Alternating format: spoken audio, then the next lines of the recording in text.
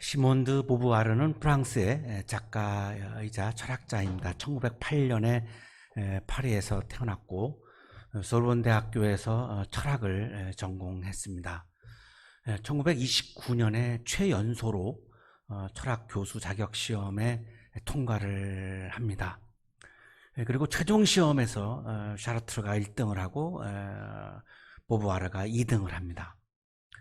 그리고 나서 열학교에서 이제 학생들을 가르쳤고 샤르트르와 사랑을 하고 그 당시 파격적인 계약 결혼을 하고 샤르트르와 함께 살았습니다. 1943년에 초대받은 여자라고 하는 형이사학적인 그런 소설을 쓰면서 작가로 데뷔를 하는데 본인은 그렇게 얘기하죠. 내가 먹고 살기 위해서 썼다라고 얘기를 하는데요. 1949년에 여성의 억압에 대해서 분석한 현대 여성주의의 초석이죠. 제2의 성이라고 하는 정말 대작이고요. 세계적으로 그 유명한 제2의 성이라고 하는 작품을 써서 굉장한 반향을 일으켰습니다. 1946년에 모든 인간은 죽는다라고 하는 작품 소설을 썼는데 이 책 맨 앞에 장폴 샤르트에게 이게 첫 문장입니다. 그러니까 샤르트를 정말로 많이 사랑한 것 같습니다. 주인공으로 등장하는 레지는 여배우입니다. 이 머물던 호텔에서 한 남자를 만나는데요. 남자의 이름이 레몽 포스카입니다. 이 포스카가 불사의 약을 마시고 불멸성을 획득합니다. 죽지 않습니다. 불사의 약을 지니고 있었던 이 바르톨로메오라고 하는 노인의 이야기입니다. 이 병에 든 것은 불사의 영약이네. 그런데 이 바르톨로메오는 이 불사의 영약의 주인인데 이거를 먹지 않습니다. 나는 죽는 것이 무섭네. 하지만 영원한 인생이란 너무나 길어. 제가 보기에 요 문장이 이 소설을 가장 압축한 문장이라고 보이는데요. 우리 인간은 다 죽음을 두려워합니다. 코로나 때문에 우리가 지금 이렇게 사회적인 거리를 두고 지금 예민하게 살아가고 있는 이유는 다 이게 죽음 때문입니다. 죽지 않는다 그러면은 뭐 걸리든지 말든지 그냥 해도 되는데 결국은 죽음이 무서운 거죠. 자, 그런데 그러면 죽음이 두려운데 그러면 영원히 산다라고 생각을 했을 때 과연 그게 좋을까? 바르톨로메오는 너무나 그거는 지루하다라고 이야기를 합니다. 죽기를 싫어하지만 또 안 죽는 것도 문제인 것, 이것이 우리들의 실존적인 그런 문제인 거죠. 레몽 포스카는 불사의 약을 마시고 벌써 이미 700여 년을 살아왔습니다. 그는 13기에 태어났어. 700년 동안 지금 안 죽고 있는 거죠. 그러는 동안에 나를 알고 있는 가족들, 나를 사랑했던 사람들, 나하고 친했던 친구들 다 죽었습니다. 그럼 지금 살아있는 사람들은 포스카를 모르는 사람들입니다. 어느 누구도 포스카에게 관심을 두지 않습니다. 한 사람도 포스카에게 관심을 두는 사람이 없습니다. 너무나 옛날 사람이니까요. 같이 소통하기도 어렵고 같이 교제하기도 너무 어려운 거죠. 그래서 너무 고독한 겁니다. 이 고독과 무관심이라고 하는 이 실존 속에서 포스카는 오래 살면, 영원히 살면 좋은 줄로 우리가 다 아는데 실상 그렇게 살아봤더니 그것이 행복이 아니라고 하는 것을 처절하게 느끼는 거죠. 홀로 남아서 죽어가는 사람들을 다 보내고 완전히 이제 홀로 남아있는 거죠. 이거를 가혹한 형벌로 느낍니다. 영원히 죽지 않는 것은 인간에게 가혹한 형벌이라고 하는 거죠. 나는 살아있지만 내겐 생명이 없어요. 살아있지만 내겐 생명이 없어요. 살아있지만 산 게 아니다라고 하는 우리가 그런 표현을 하는데요. 내가 살아있지만 산 게 아닌 거예요. 삶의 의미가 없어요. 직업도 없고요. 원래 염색공이었는데 지금은 뭐 나이가 들어서 그걸 할 수도 없고요. 나를 찾아오는 사람도 없고요. 나와 대화하는 사람도 없어요. 살아있지만 내겐 생명이 없어요. 나는 절대 죽지 않을 테고 따라서 나한테는 다가올 날들이 없어요. 지금 이렇게 무의미한 시간이 계속 흘러가는 게 내가 살아있는 건가요? 난 그 누구도 아니에요. 나는 아무것도 아니라는 거죠. 내게는 역사도 얼굴도 없어요. 그는 불멸성은 축복이 아니라 저주라고 이야기합니다. 내신에게 자신을 불멸에서 구원해달라고 애원하죠. 무관심 속에서 불멸하는 것을 견딜 수 없다고 토로합니다. 시몬 보바르는 이 작품을 통해서 생명의 길이가 중요한 것이 아니라 생명의 질이 중요함을 강조하고 있습니다. 류마티스 걸린 채로 영원히 산다? 형벌이죠. 치매가 걸린 상태에서 영원히 살아있는다? 형벌이죠.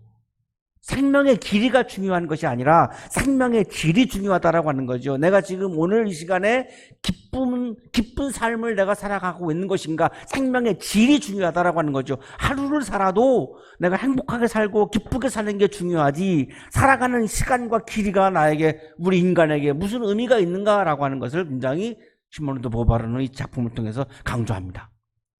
나를 구해줘요. 나를 죽음에서 구해줘요. 레진은 죽음이 두려웠어요. 그래서 레진이 포스카에게 얘기하는 거예요. 나를 구해줘요. 나를 죽음에서 구해줘요. 당신은 불멸이잖아요.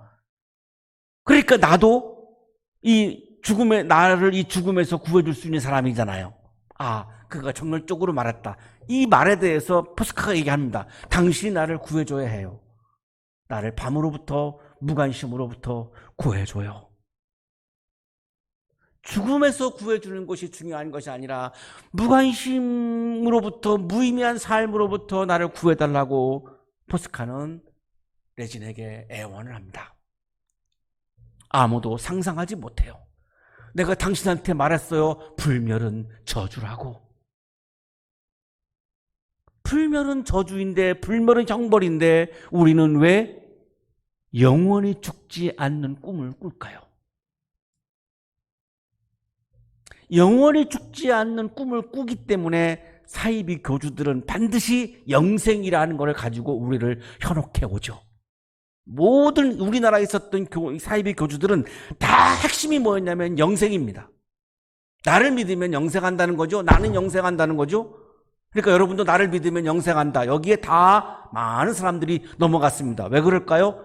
영원히 사는 것을 꿈꾸는 욕망이 우리 안에 있다라고 하는 증거이죠. 이 작품의 마지막 문장입니다. 그녀가 첫 비명을 지른 것은 정각을 알리는 종이 울리기 시작한 바로 그때였다. 시간이 흘러가니까 비명을 지릅니다. 왜? 죽음이 다가오니까요. 모든 인간은 죽음을 향해서 가는 존재죠.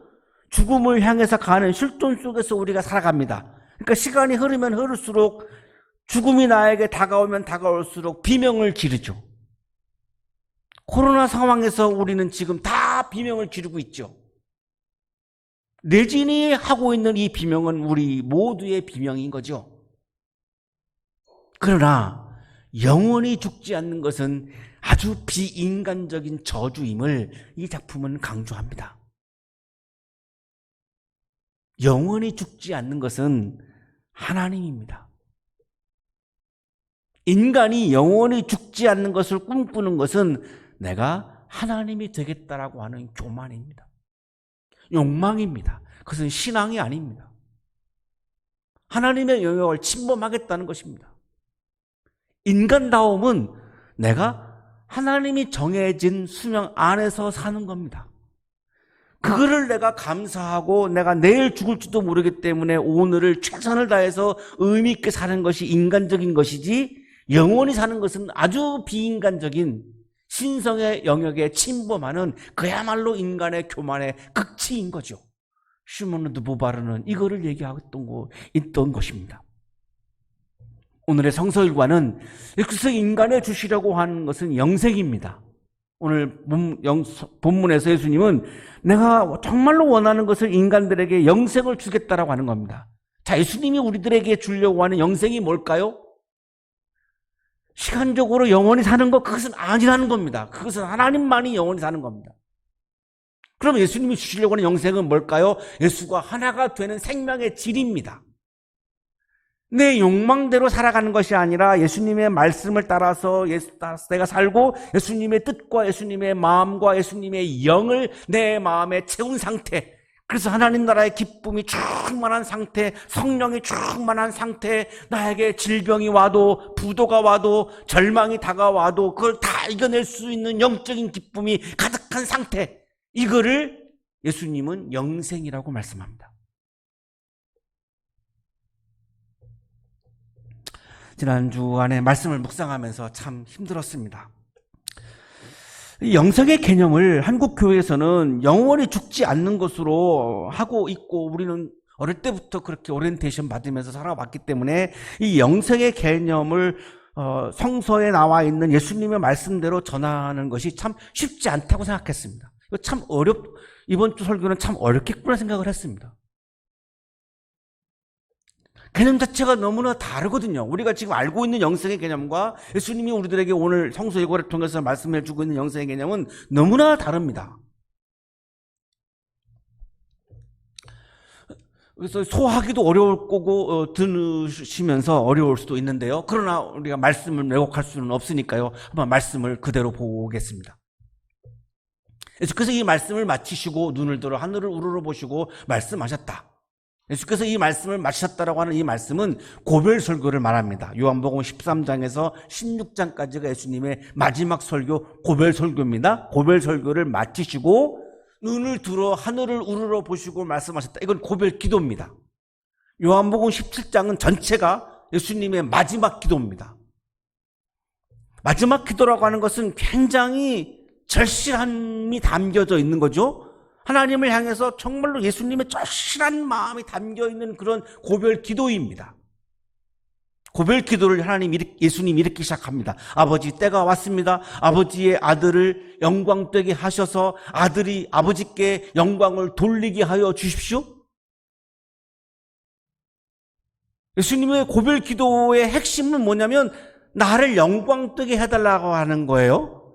그런데 나를 영광되게 해서 아버지께 영광이 되게 해 주십시오, 이거예요.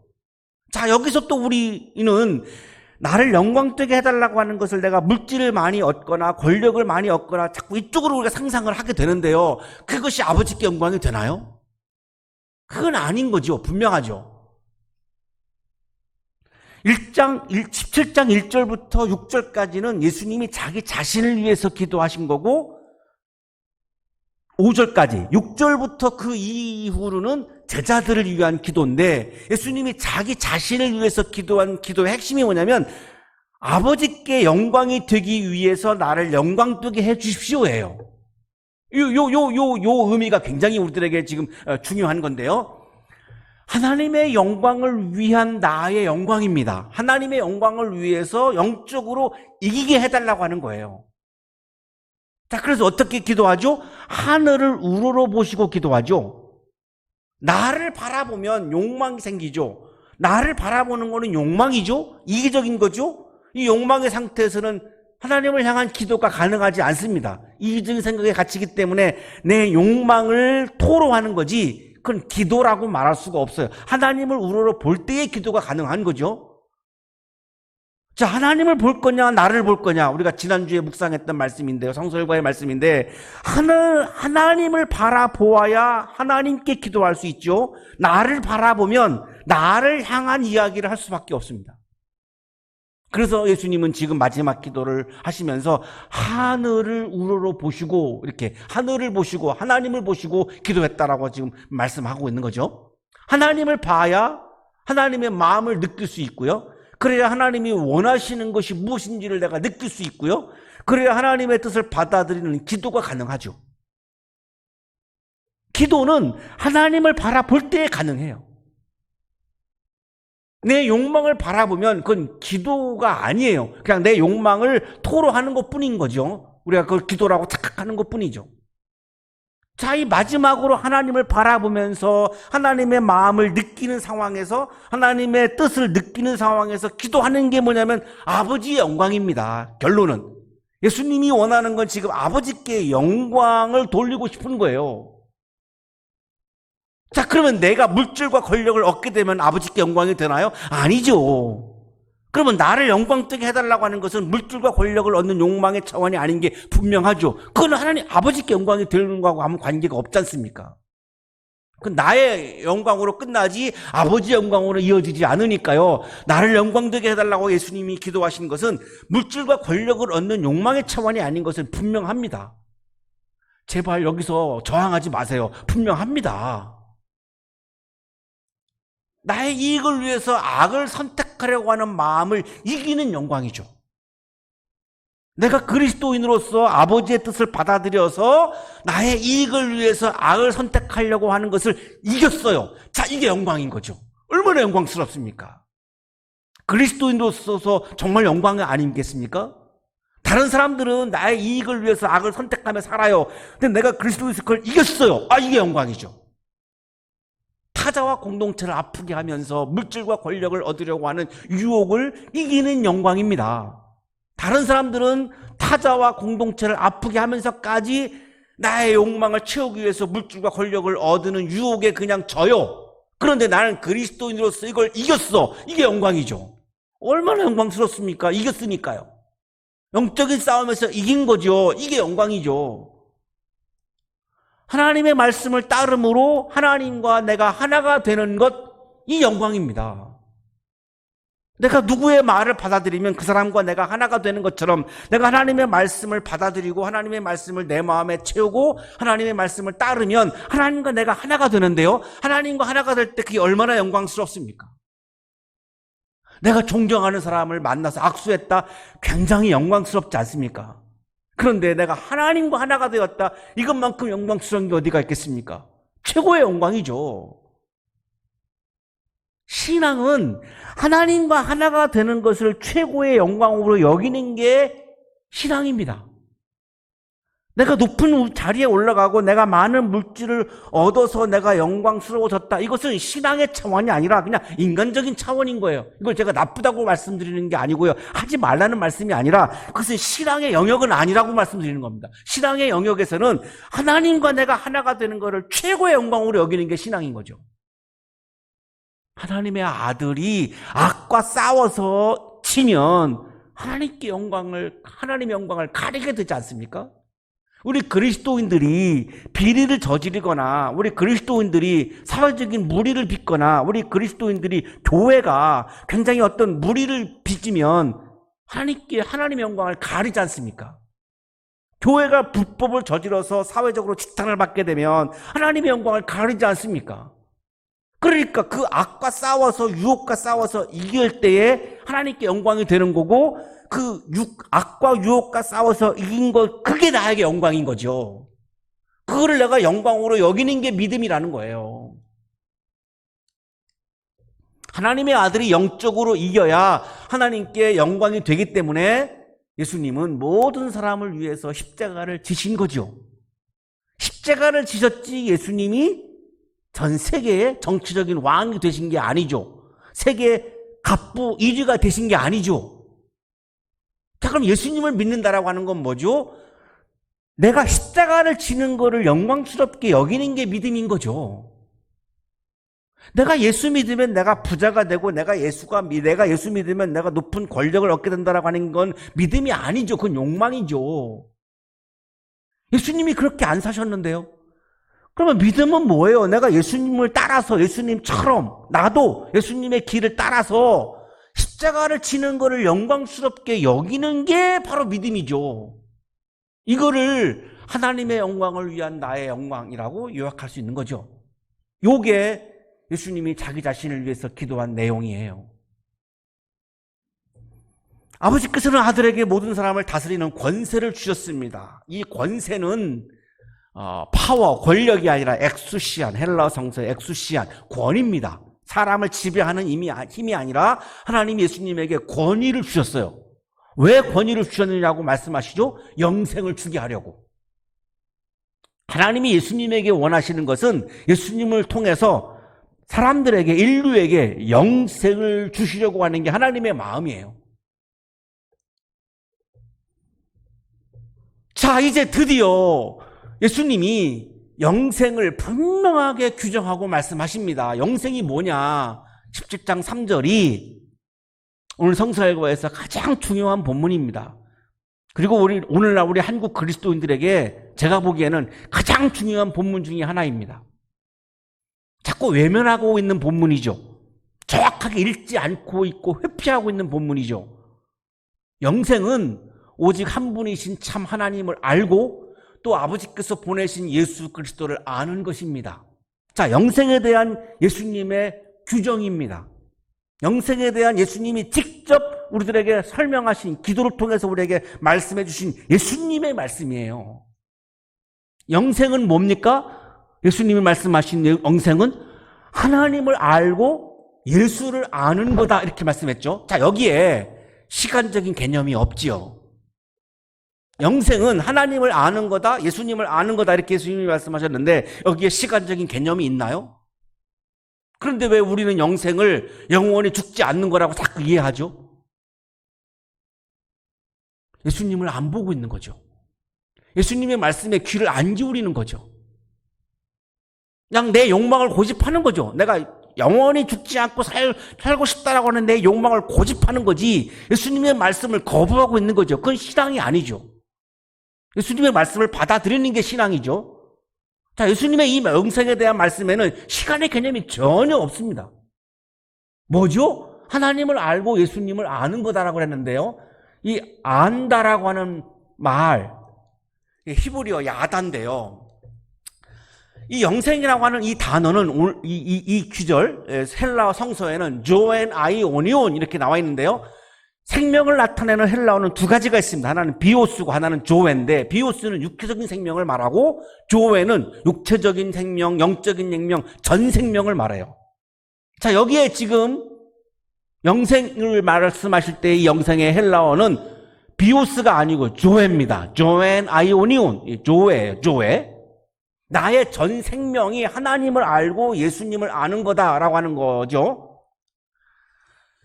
조경철 교수의 주석입니다. 안다라고 하는 말은 구약 성서의 히브리어 야다의 의미에서 지식적인 차원뿐만 아니라 남녀 사이의 성적인 교제와 같이 가장 친밀한 교제까지를 뜻한다. 교제를 의미합니다. 그래서 마리아가 예수님을 잉태했을 때 나는 요셉을 알지 못하는데요, 이렇게 말하죠. 복음서에서 나는 요셉과 성적인 관계를 맺지 않았습니다, 그 말이거든요.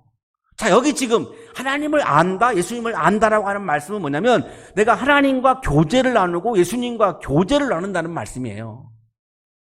그럼 교제를 나누려면 어떻게 해야 되죠? 마음이 맞아야죠. 마음이 맞는 사람과 우리가 교제하지, 마음이 안 맞으면 교제 안 하죠. 굳이 그걸 교제 뭐 하려고 하겠습니까?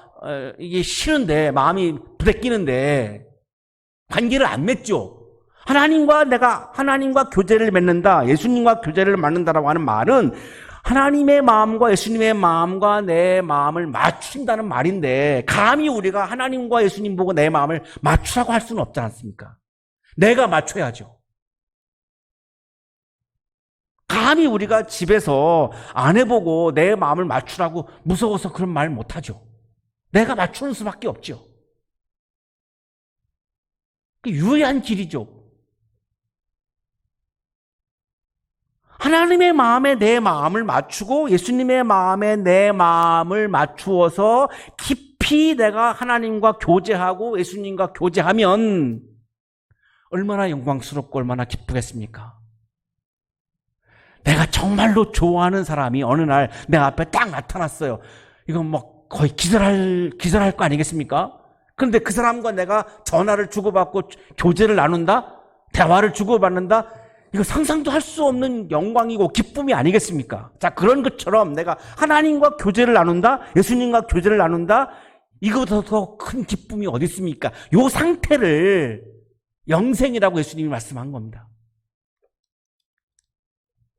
영생은 하나님과 그리스도를 알고 친밀하게 교제를 나누는 삶이다. 조경철 교수의 주석인데요. 영생은 하나님과 그리스도를 알고 친밀하게 교제를 나누는 삶이다. 하나님과 교제하면서 살아가는 거, 예수님과 교제하며 살아가는 거, 이게 영생이다라고 말씀한 거죠. 영생은 예수 그리스도와 교제하는 생명을 말합니다. 예수님의 뜻에다가 내 뜻을 일치시켜서 그리스도와 연합하고 예수의 현존 안에서 사는 생명, 그거를 바로 예수님은 영생이라고 말씀하신 겁니다. 자, 우리가 이해하고 있는 영생의 개념과 많이 다르죠. 그래서 굉장히 이번 주일 설교하기가 어렵다고 저는 생각을 했어요. 이거 아마 받아들이기 쉽지 않으실 겁니다. 그런데 이건 예수님이 이렇게 말씀했거든요. 에센대학교 녹회 교수의 설명입니다. 영원이란 먼저 시간적 연장과 관계하는 것이 아니라 삶의 질과 관계한다. 성서에서 말씀하시는 이 영원이라고 하는 개념은 삶의 질을 말하는 거지 삶의 길이를 말하는 것이 아니다. 영생은 시간의 길이가 아닌 예수님의 생명과 나의 생명이 일치하는 생명의 질을 말하는 겁니다. 예수님의 뜻을 거부하고 예수님의 말씀을 거부하고 예수님의 마음을 거부하고 그냥 내 뜻을 따라서 내 마음을 따라서 내 생각을 따라서 내 주관을 따라서 나의 철학을 따라서 나의 이데올로기를 따라서 산다고 한다면 그건 영생이 아니라고 하는 거고, 내가 지금 여기에서 이 시간 여기에서 내가 하나님의 뜻을 따르고 주님의 뜻을 따라서 주님과 하나가 되는 경험을 하면서 너무나 내가 영광스럽고 기쁘면 그게 바로 영생이다, 이렇게 말씀하고 있는 겁니다. 김균진 교수의 설명입니다. 영원이라는 말은 본래 하나님에게만 해당한다. 하나님만이 영원하다. 인간이 영원하면 그건 인간이 아닌 거죠. 비인간적인 거죠. 신적인 거죠. 영원이란 단순히 무한하게 연장되는 시간의 끝이 없음을 말하는 것이 아니라 충만함을 뜻한다. 나에게 하나님의 영이 충만한 상태, 성령이 충만한 상태, 하나님의 뜻이 충만한 상태, 하나님의 마음이 충만한 상태, 하나님의 마음이 내 마음에 충만한 상태, 이게 바로 영생입니다. 유한한 인간은 시간적으로 영원히 살 수 없습니다. 영원히 살 수 있다고 생각하기 때문에 우리가 하루하루를 최선을 다하지 않고 대충 살게 되는 거죠. 비신앙적으로 살아가는 거죠. 아직 시간이 많이 남아있으니까요.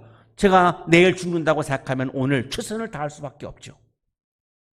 이 영생에 대한 오해 때문에 우리 그리스도인들이 굉장히 사회적으로 지탄받는 말도 하고 행동도 하고 교회가 사회적으로 지탄받는 사업도 하고 그런 사건들이 벌어지는 거죠.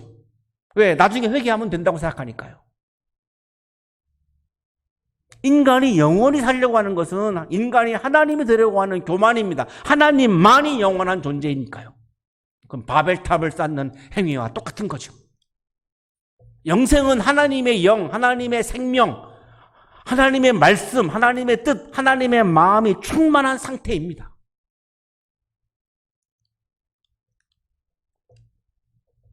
김균진 교수의 설명입니다. 영원한 생명은 하나님과의 완전한 교통 내지 사귐, 하나님과 하나됨에 있다. 그러므로 영원한 생명은 하나님의 의지와 일치하며 하나님의 의지가 다스리는 현실 속에서 이루어진다. 요한복음 17장 3절을 정확하게 지금 해석하고 있는 본문이죠. 하나님과 깊이 교제해서 나의 마음을 예수의 마음으로 가득 채워서 예수의 생명이 충만한 상태, 이게 영생입니다. 예수의 생명과 내 생명이 하나가 된 상태. 나의 마음에 예수님의 말씀을 가득 채워서 예수의 말씀이 충만한 상태, 그래서 하나님 나라의 기쁨이 충만한 상태. 이게 영생입니다. 나는 아버지께서 내게 하라고 맡기신 일을 완성하여 땅에서 아버지께 영광을 돌렸습니다. 성서학자 김근수 성서학자의 주석입니다. 여기서 일은 예수가 한 모든 구원 활동을 가리키는 단어이다. 예수님이 하신 일이 뭐죠? 평생 동안 하나님의 나라를 지금 여기에 이루는 일을 하셨죠.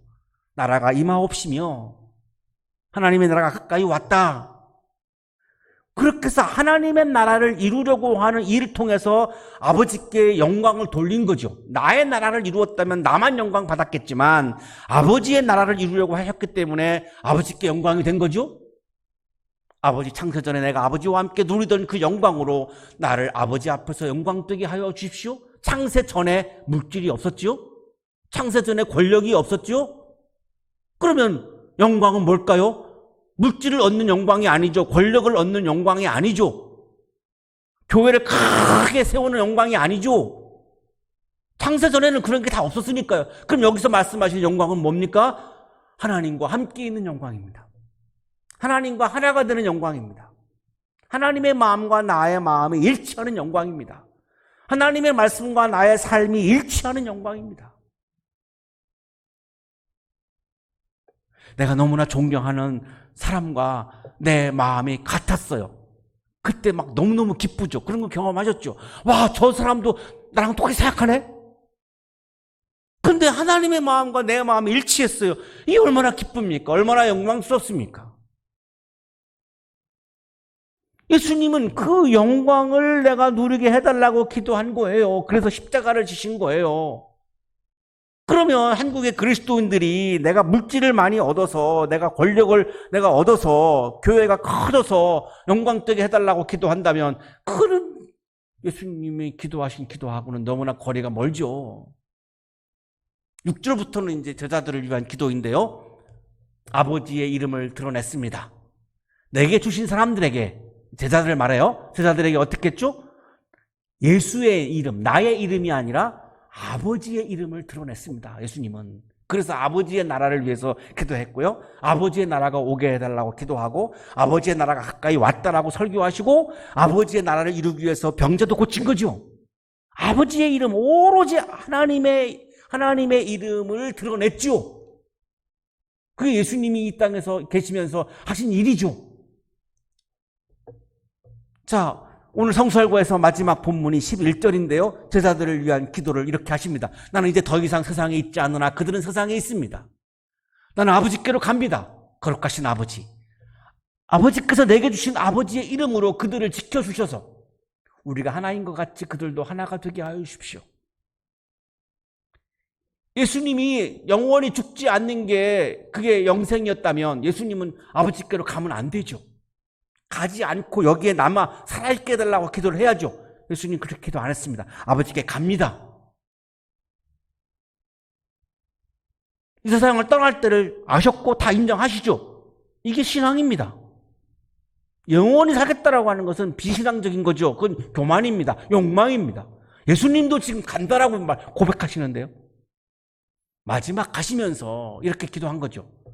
내가 아버지와 하나인 것처럼 이 제자들도 아버지와 하나가 되게 해 주십시오. 영생을 위해서 기도하신 거죠. 나의 영이 아니라 하나님의 영이 제자들 안에 충만하기를 기도하신 거죠. 나의 마음이 하나님의 마음과 일치하기를 기도하신 거죠. 나의 뜻과 하나님의 뜻이 일치해서 영생이 충만하기를 기도하신 거죠. 2020년 5월 20일 어제 세계 실시간 통계를 보니까요. 코로나19 확진자가 500만을 지금 육박하고 있고 사망자가 32만 명이 넘었습니다. 5월 19일 브라질에서 하루에 1000명이 죽었습니다.